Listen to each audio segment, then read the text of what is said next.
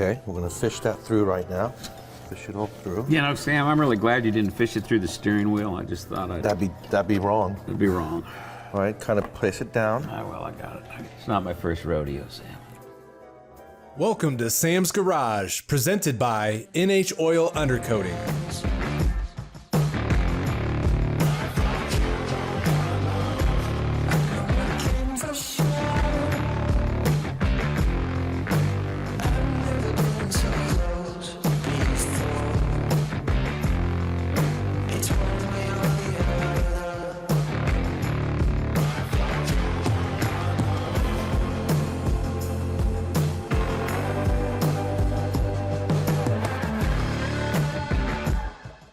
On this episode of Sam's Garage, Lokar Performance comes through with a set of OG lift supports for Sam's Supra.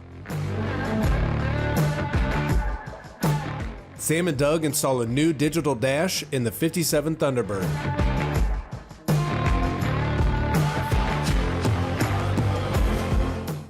Action Off-Road shows Sam how to install a new light bar on the side-by-side.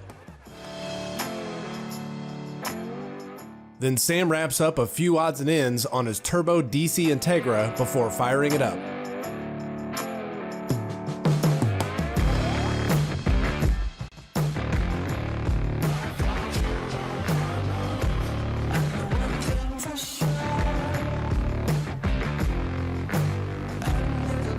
Kevin swings by Sam's Garage with a throwback item from Lokar Performance. They install a set of classic lift supports on Sam's Toyota Supra MK3. The lift supports are a perfect match for the lightweight hood, ensuring everything stays in place. All right, I got my Supra back in the shop. We're gonna be adding an old school product that Lokar made back in 2003. Yeah, a little throwback to the import days. Yep. All right, so check it out, Kevin. What do you think? I took out the 2JZ and I installed an LS. I know it's sacrilegious. I know I did a wrong thing, but you know what? It's a little bit different. Well, let me get the hood prop. If you don't mind holding that up real fast. I'm sure this will be awesome. I'm excited to see what you have. So I would do this, and it goes right there, and it can adjust it up and down. And but it would have to be in the car all the time. And can you imagine if something bad were to happen? This doesn't have a seatbelt. When I came up with the hood prop idea, I was at the Nopi show. Yeah. And I'm walking around. I'm kind of new to it, right? Because I came from hot rods, street rods. And I'm walking through and I see coil springs and broomsticks and shower rod. As soon as I saw the shower rod, the light bulb went off. I'm like, why don't I make a hood prop properly that is self-adjusting? You know, if anybody was doing anything, they would use like a NASCAR style, but it didn't give you that adjustability. Right. So I came up with a 6-level hood prop, 3-level hood prop, just for the guys that didn't want to deal with it. It's self-locking, it's adjustable, it's got a quick release. I just added a bunch of bells and whistles because I wanted it to be as well thought out as I could come up with, right? Yeah. Entered it at the SEMA show, won Best New Product 2003 for accessories. 2003. Yeah.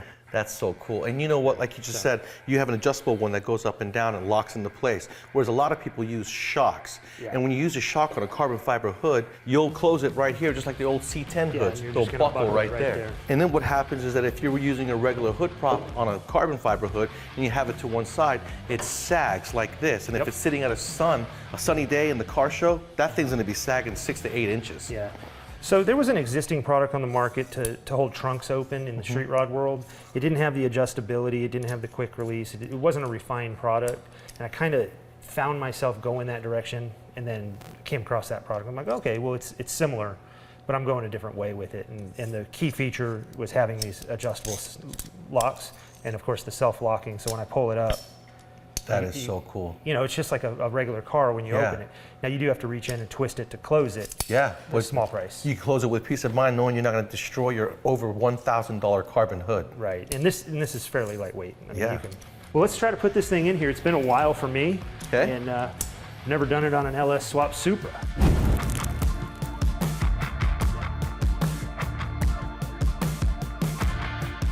Well, you know, I'm so glad that yours doesn't have a piston shock in it, because had we gone all the way down like this and closed it, I do have a natural bulge that's in the hood. Right. That shock would have just enhanced it, maybe even broke it. Yeah, I mean, I definitely would recommend something solid like this. I remember back in the day when we first installed the shock style on the carbon hood, you'd have to come over here to close the hood from here. You couldn't do it from people. the top, absolutely. Yeah, that's just one of those things that came about through necessity. Then one last step, as we discussed before, and get that out of your way. We can go straight up. We can go all the way up. We can go straight up, take the engine out of it, no problem, nothing, no rods attached, no shocks keeping us from having to get your pocket screwdriver out and release the shock, you know? That's right, that's right. Well, you come up with a gem like that because that is a pretty simple product, not a lot of moving parts. And to win the best new product award at SEMA, that's got so much competition, that's very impressive. You want me to do it this, Sam? I'll just put it on the table over there. That's where this belongs. Oh. There's that. I could have used that on another car, you know?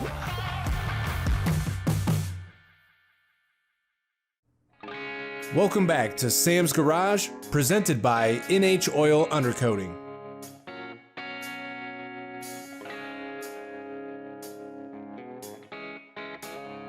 Sam and Doug installed the new digital dash in the 57 Thunderbird. Along with the dash, they fab up a custom bezel for mounting in the dashboard. The new dash will make sure Doug can keep an eye on all the Thunderbird's vital signs. Today we're going to be doing the instrument cluster, and since we got a Holley Terminator EFI, we're going to go ahead with one of their digital displays.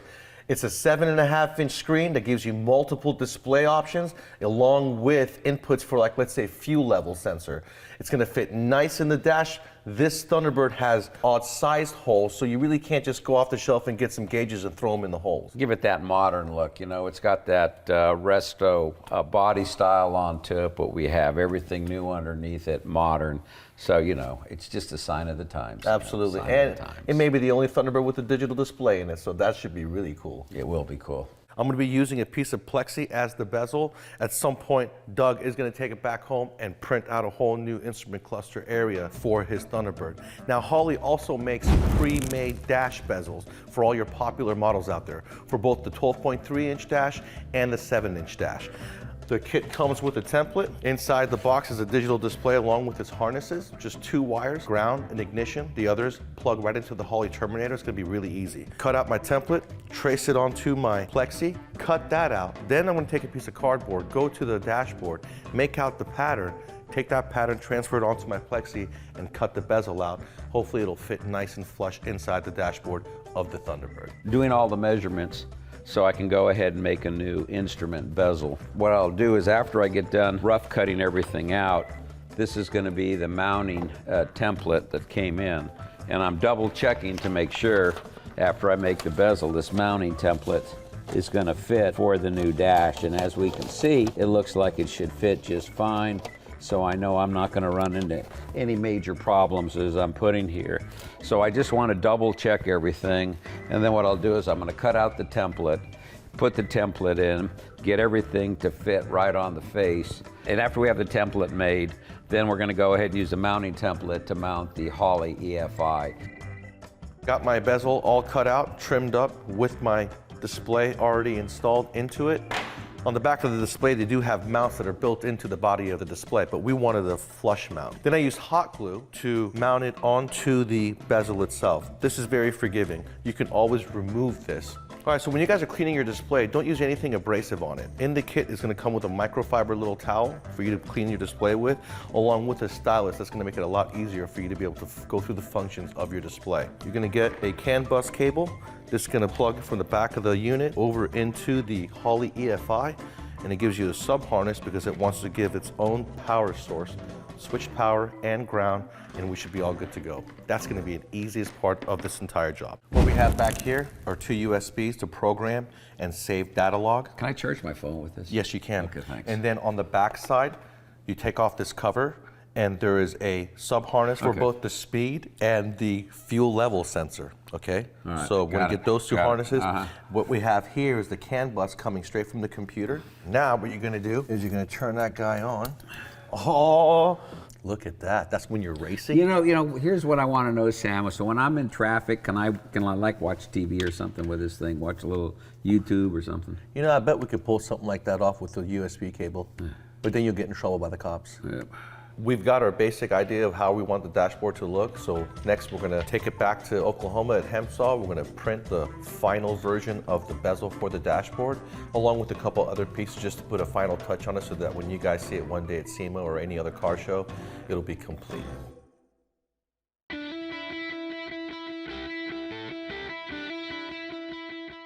NHOU has come up with an awesome kit for you DIYers that can apply ceramic coating on your vehicle, get the same results at a very minimal price, and everything comes in the kit that you would need. The only thing you need to do is make sure that your surface is fairly scratch-free. You don't have to go through a paint correction, you just go and have it compounded. But once you do, you're going to apply this almost as easy as applying wax. In fact, I could argue that it's even a little easier. You're going to rub it on, wipe it off. And then when you're done, it's going to make the surface hydrophobic, which means it's going to be very easy to clean.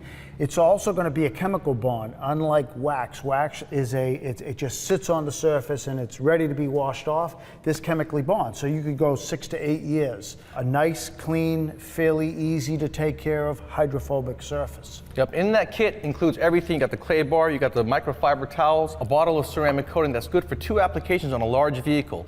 Everything in the kit you may need to do it yourself at home. And paint correction really is if you guys have a chip or something, in my opinion, where you have to physically correct the paint. But detailing is an old art that we've all been doing. So you guys are gonna go home, swirl remove your cart, polish it out, and go on to the kit. Welcome back to more Sam's Garage, presented by NHOU.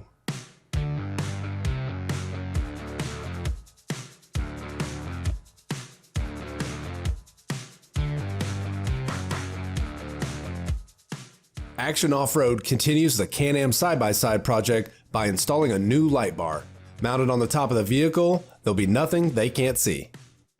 Santo, James, and I are continuing on with our side-by-side project, and we went to actionoffroad.com and got ourselves a light bar. You guys know that this is one of the most popular upgrades out there, been out there for about 5 or 6 years. Trucks, Jeeps, side-by-sides, even some Hondas. I would have thought that you would have assembled this on the bench and put it on the rig, but they've got a different idea. Yeah, we're gonna mount the 2 ears right here up onto the roll bars. Then we'll put the crossbar up. Then we'll get the light bar mounted onto that. And then we'll finish up wiring it in. And then James is gonna do his thing. Which is the wiring. Yep. Oh yeah. Let's get to it then. Let's do it. All right, so what we did was we installed the brackets onto the side-by-sides roll cage first, then put the crossbar on, and now we're gonna put the light bar on. But before we put the light bar on, we put the mounts that hold the light bar on. Now be very careful because you're gonna install those loosely, and there is a point that will come down and accidentally hit the windshield if you're not careful. So while you're going to get your light bar, rest these 2 brackets backwards on the roof. No different than when you're doing a windshield wiper and you pull the windshield wiper arm off. When you go to get your part, put the arm down, get the part, come back, put the arm up because you'll break your windshield. So do that. Now we're gonna go up front and make sure we're level. We're gonna take a ruler or tape measure and make sure we have equal distance from the edges, left and right. Tighten the Allens on the light bar and the mounts. Then we'll be ready to run the wire harness. So one of the reasons why we like to install light bars is, you know, when you're out in the woods and stuff, the factory lighting just doesn't really do its job. Not like it really needs to be able to see all the trees and all the rocks and stuff like that that you're coming up on. So, you know, we like to just put a nice, good 40-inch light bar on here so that way you have a lot of good light, you can see what you're doing, and it's a lot more safer when you're out there crawling through the woods. And you never want to use a light bar when you're out on the highway, stuff like that, because it's dangerous for other people and it's so obnoxious and things like that. Just drives people crazy and, you know, it makes it really hard for people to see what they're doing. Yeah, right now we're finalizing the light stall, getting all the dash, everything buttoned back up from doing the wiring, and we'll be ready to light things up.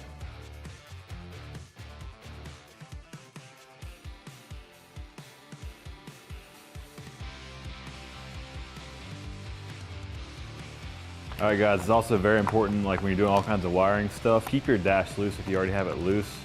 Wait till you have your full car kind of like all wired up. If you're gonna be doing like one project and it's kind of doing lights, you're doing stereo, don't go put your dash back on. Try to take it right back off. Just take your time with it.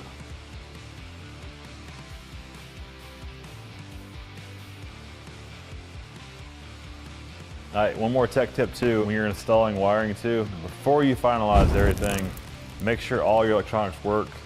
After you have things kind of roughed in, sometimes you'll have like a crossed wire, wire touching ground somewhere. You want to make sure you have all that taken care of before you button everything down. One last tech tip on this lighting segment. On the light bars, you want to route your wire, or any kind of wires honestly, on the lights out externally on the roll cage, route them inside the roll cage. That way if you get hit with a tree or anything like that, it's not going to rip that wire and rip it loose or mess the wire up. All right, Santa, let's test it out.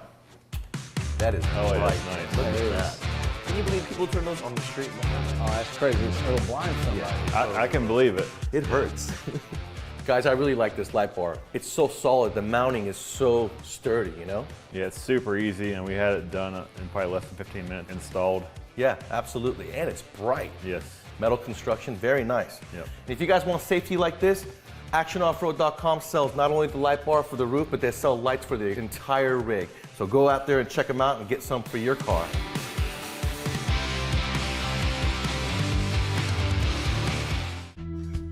Welcome back to Sam's Garage, presented by NHOU. Sam installs a new clutch master and slave cylinder in his 98 Turbo Integra. After the clutch hydraulics are addressed, he moves on to the fuel pressure regulator and vacuum system. Once completed, it'll be time to fire up the engine.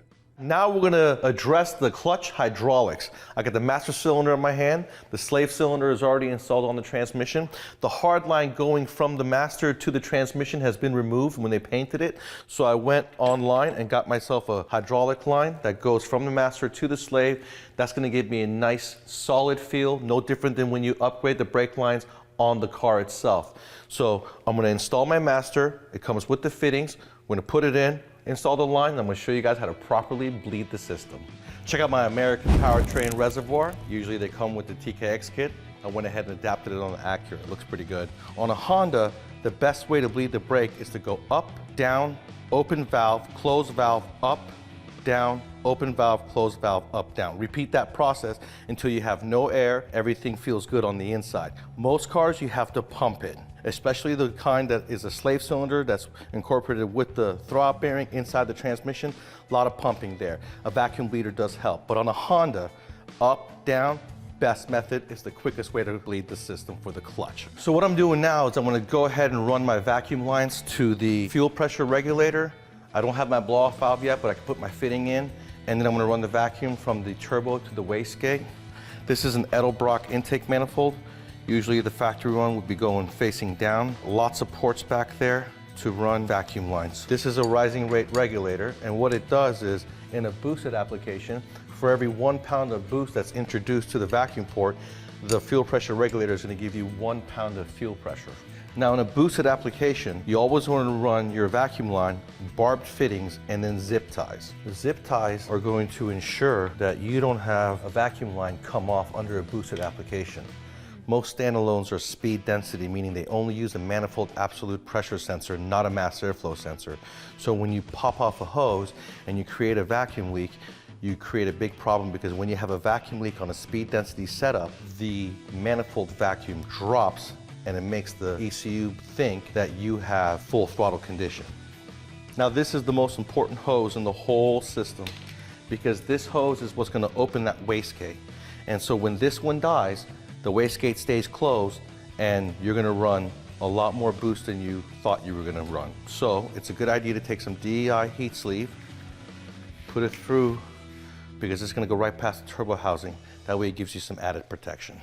Now on the turbo, when it comes to plumbing the wastegate has 2 ports. The bottom port is going to be the spring pressure. It's going to put pressure on the bottom of the spring, which opens up the valve, cutting the boost or regulating the boost. The top port is if you wanted to run more boost than the spring allows. Meaning if you have a 10-pound spring, you want to run 14, 15 pounds of boost, you have to keep that spring shut. So you're going to use an aftermarket boost controller, or you can use a mechanical regulator, and you're going to introduce boost pressure to the top port. And what that does is the 2 boost pressures keeps that spring from opening depending on what rate you set it for, depending on the boost level. So now comes the fun part. I have to tell the computer everything that I did. Hondata, which is the only computer program I recommend for anything Honda if you want to do a standalone type deal. It uses the factory computer, which gives you factory drivability. All you got to do is go in there and tell it what injector size you have and how much boost you're running, adjust your timing tables, and this thing will run like a Honda until you hit boost, and it'll be the beast that you made it.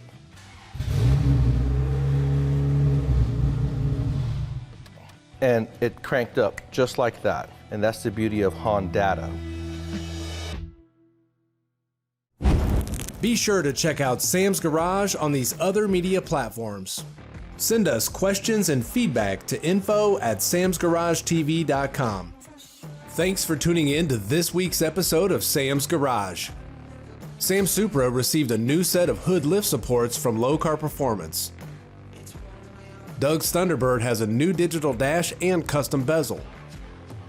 Action Off-Road added a new LED light bar to the top of the Can-Am. And Sam's Integra is ready to hit the streets.